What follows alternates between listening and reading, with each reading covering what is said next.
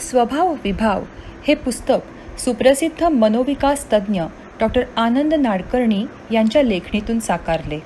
या पुस्तकाच्या आजवर मराठीत 20 आवृत्त्या तर इंग्लिशमध्ये 5 आवृत्त्या प्रकाशित झाल्यात. रॅशनल इमोटिव्ह बिहेवियरल थेरपी म्हणजेच REBT या डॉक्टर अल्बर्ट एरिस यांच्या थिअरीला भारतीय मनांशी एका विवेकी विचारसूत्राने बांधण्यामध्ये या पुस्तकाचे खूप मोठे योगदान आहे.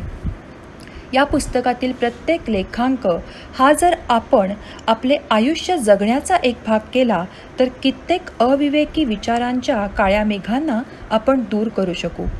आपलेच विचार विवेकी विचारसरणीच्या दृष्टिकोनातून तपासल्यावर भावना व कृतींना अधिक परिणामकारक करू शकू.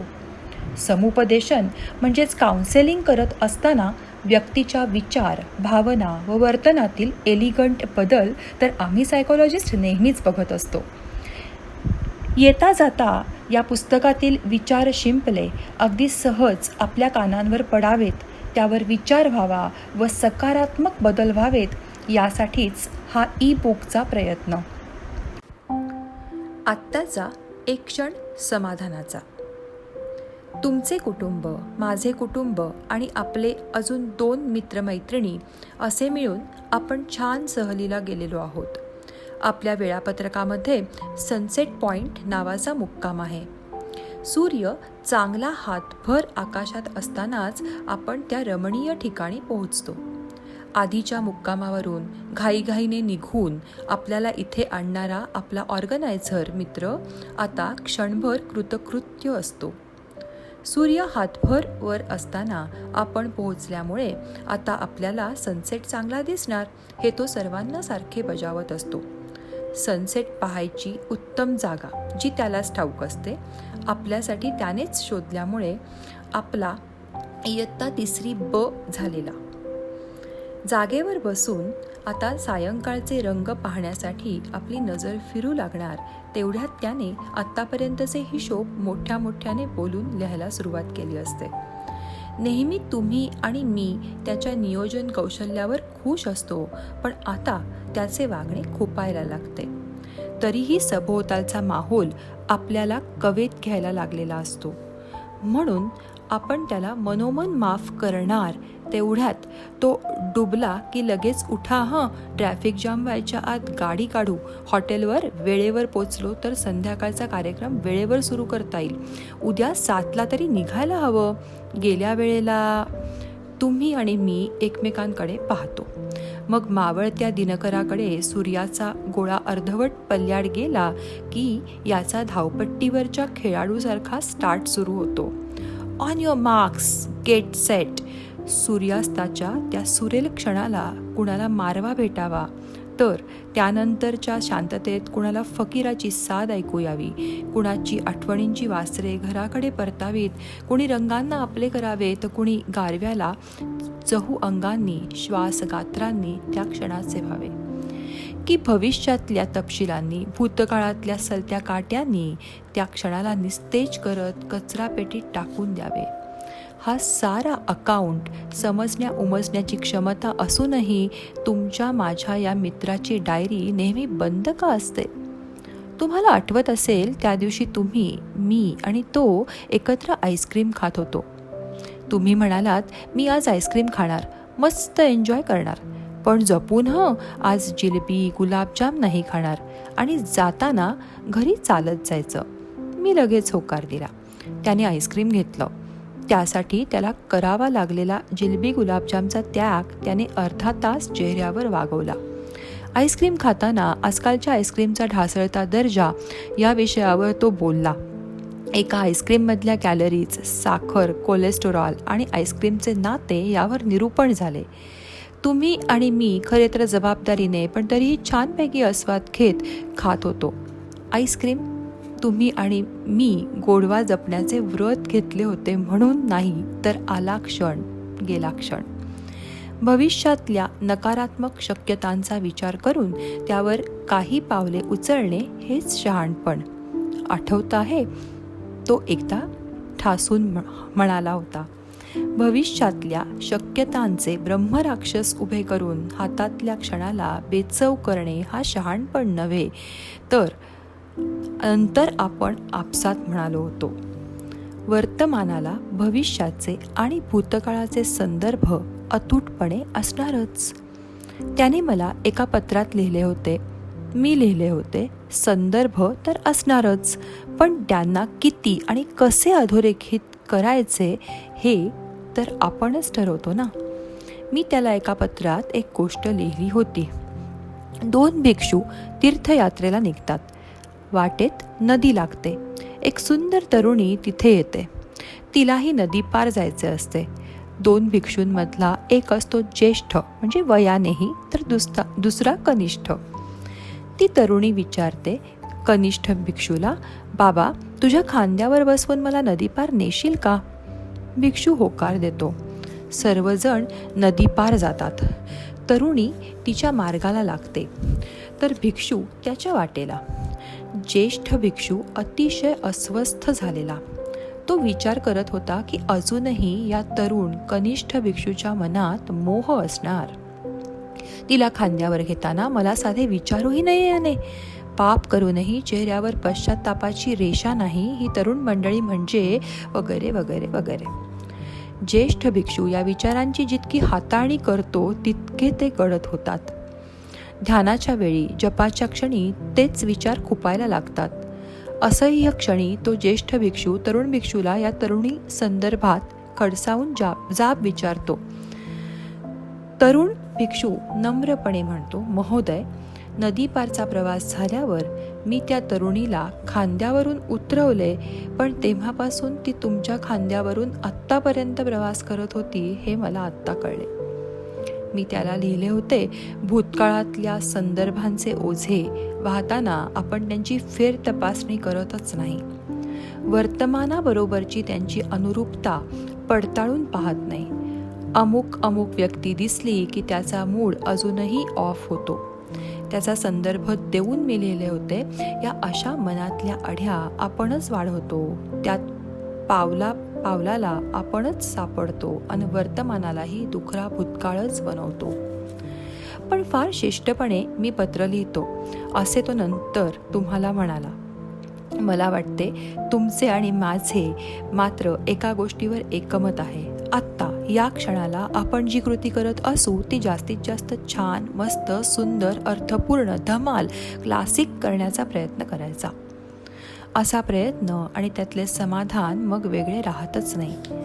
तुम्हाला आठवते आहे, एका मस्त मैफलीनंतर आपण पंडितजींना विचारले होते, तुमचा यमन आम्ही इतक्यांदा ऐकला तरी तो वेगळा कसा वाटतो? त्यावर पंडितजी म्हणाले होते, कारण तो वेगळा असतो म्हणून. अरे, रागाचा आकृतिबंध एक, पण भेट वेगवेगळी. मित्र तोच असतो, पण मैत्रीचे क्षण किती वेगवेगळे. त्यात डुंबायला यायला हवं.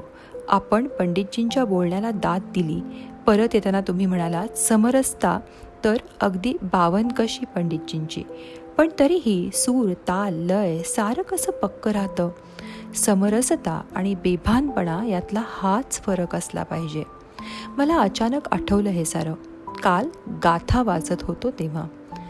ढेकर जेवण दिसे साचे, नाही तरी काचे कुंथाकुंथी. हेही बोल तेही बोल, कोरडे फोल रुची विण. जेवणाचा आस्वाद घेताना जो त्या अनुभवाशी समरस होतो त्यालाच तृप्तीची ढेकर येते.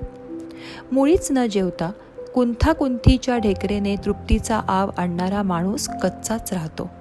काही शब्दांमध्ये असते अनुभवाची प्रचिती, तर काही असतात फोलपटाप्रमाणे.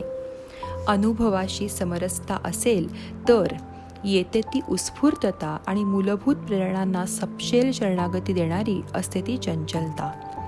एकसूत्री आणि कंटाळवाण्या कृतींमधूनही काही माणसं गोडवा निर्माण करतात. जात्यामधून पिठासारख्या भुरभुर ओव्या येऊ लागतात आणि काही जणांना समाधानाच्या प्रवासासाठी सारखी नवनवी स्टेशने का लागतात. बाय द वे, तुम्हाला सांगतो, त्याने सध्या रेकीचा उपयोग नाही म्हणून सिल्वा माइंड कंट्रोलचे वर्ग सुरू केलेत. छे हो, विपश्यना 2 वर्षांपूर्वी केली त्याने. 6 महिन्यांपूर्वी योगाच्या स्टेशनवर थांबला होता तो, पण प्लॅटफॉर्मवरच्या वेटिंग रूममध्येच. नववर्षाच्या शुभेच्छा म्हणून पाठवण्यासाठी मी काही खास ओळी त्याच्यासाठी राखून ठेवल्यात. शोध घ्यावा फक्त समाधानासाठी, ध्यानाचा आनंद त्यात वसे. पडते पाऊलं मोक्षबिंदू आहे, बिंदूचे क्षितिज विस्तारते. फिरस्त्याला जैसे न आवडे ठिकाणं, तोच रस्ता त्याचे घरटे होई. तसा शोध आहे आनंद निधान, पैल गाठण्याचा कारे हट्ट. दूर कोठेतरी समुद्राच्या तीरी, जोडोनी सुख हात म्हणे उभे आहे. अनावर ओढ तयाच्या प्राप्तीची, वाट निसरडी घात साधे. म्हणोनी विवेक करावा कृतीत, सुखाचे कोंदण तेथेची आहे. तुका म्हणे झाला प्रवास तो धन्य, शोध शोधकाचे सापडे अद्वैत. शेवटच्या ओळींमध्ये मुद्दाम तुका म्हणे म्हटलंय, म्हणजे पूर्ण वाचेल तरी लेखाचा. तुम्हाला सांगायला हरकत नाही, मीच केली आहे ही गंमत. अहो, आजकालच्या स्वमदत म्हणजे सेल्फ हेल्प पुस्तकांमध्ये याला 2 लांब शब्द आहेत, एंड गोल सॅटिस्फॅक्शन आणि प्रोसेस सॅटिस्फॅक्शन. माझा एक अनुभव सांगतो तुम्हाला. नाटकाची संहिता लिहिताना मी खूप काळ मनात शोधत असतो, चाचपडत असतो. मला मुक्कामाची एक दिशा ज्या क्षणी जाणवते त्याच क्षणी मी संवाद लिहायला सुरुवात करतो. दिशा अजून धूसर असते. मी पुढे पुढे जात असतो. आता एक एक व्यक्तिरेखा सामोऱ्या यायला लागतात. त्यांच्या भूतभविष्यांच्या शक्यता दिसायला लागतात. हळूहळू या व्यक्तिरेखा इतक्या जिवंत होतात की मी फक्त नोंद केल्यासारखी, टिपणे घेतल्यासारखी वाक्य लिहितो. छोट्या संघर्ष बिंदूंचे मैलांचे दगड उच्चाविष्काराकडे म्हणजेच क्लायमॅक्सकडे नेऊ लागतात. शेवटचा संवाद लिहून मी पडदा असे लिहितो. खूप थकवा, खूप रितेपण, खूप भरलेपण, पूर्णतेच्या आनंदाचा भागच झालेला थकवा, प्रवासाचे समाधान आणि मुक्कामांचे समाधान गोंडस जुळ्यासारखे रेंगाळत राहते. त्या क्षणाला दुसरा प्रवास सुरू. प्रयोग सिद्धतेची धडपड. दिग्दर्शक, निर्माता, नट, संगीतकार, तंत्रज्ञ, ध्वनी, वेशभूषा, नेपथ्य, प्रकाश. आता प्रवासाची दिंडी होते. पंढरी असते ती पहिल्या प्रयोगाची. प्रवासाचे समाधान अविकल्प नसते. अडचणी, वादविवाद, चर्चा, आक्रमणे तर माघारी. सगळ्यामध्ये मी इतरांबरोबर आणि इतर माझ्याबरोबर. असा सर्वांचा पहिला प्रयोग रंगायला लागतो. हव्या त्या ठिकाणी दाद येऊ लागते. मी विंकेत असतो. मुक्कामाचे समाधान, पण प्रवासाच्या समाधानाची चव अशी रेंगाळते की बस. मुक्कामाचे समाधान काही प्रमाणात प्रेक्षकाधीन, पण प्रवासाचे मात्र माझे, सर्व संघाचे. मुक्कामाच्या समाधानाचा ध्यास प्रचंड वाढला तर प्रवासाचे समाधान हरवेल. टॉल्स्टॉयच्या गोष्टीत नाही का, सूर्यास्तापर्यंतची जमीन मिळवण्यासाठी जीवाचा आकांत करणारा तो माणूस भेटला आपल्याला. प्रवासाच्या समाधानात खूपच रेंगाळत राहिलेले काही मुक्कामाला पोचत नाही. ते दुःखी होतात. काही जण मात्र प्रवासालाच मुक्काम मानतात. अशा आनंदी माणसांना आपण अजब अवलिये म्हणतो. अचंब्याने सलाम करतो आणि आपल्या आपल्या प्रवासाला लागतो. मुक्कामाचा अट्टहास आला की प्रवासाचे समाधान निसटून जाते. रॅट रेस नावाची शर्यत. गती हाच जर प्रवासातला एकमेव घटक ठरला तर मग जीवघेणी थाप लागली तर तिचा काय दोष. एका जायंट समाधानाला शोधायला निघतो आपण, पण पावला पावलावरच्या टायनी समाधानांचे काय. आपण शाळेत असताना साने गुरुजी कथामालेच्या वर्गात एक गोष्ट ऐकली होती. 70 वर्षांचे एक वृद्ध गृहस्थ आणि त्यांच्या पत्नी डोंगर शिखरावर असलेल्या एका मंदिराकडे जात होते. सकाळची वेळ होती. धुक्यातली पाऊलवाट होती.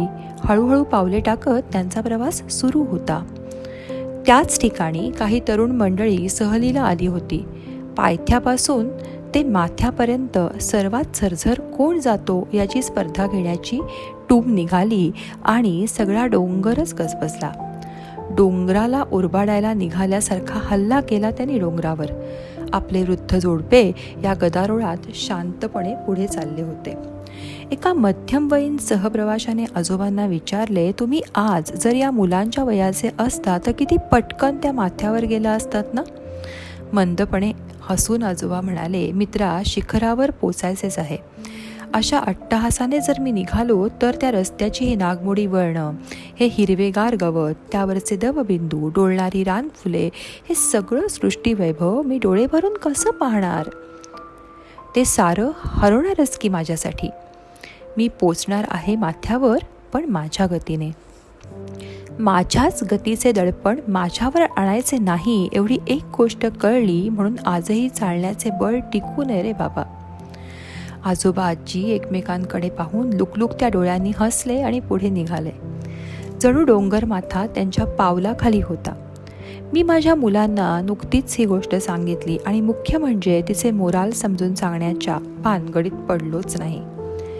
आता तुम्हाला तो भेटेल तेव्हा कुणा मॅनेजमेंट गुरूच्या नावाखाली ही गोष्ट खपवा, म्हणजे तो कान उघडे ठेवेल.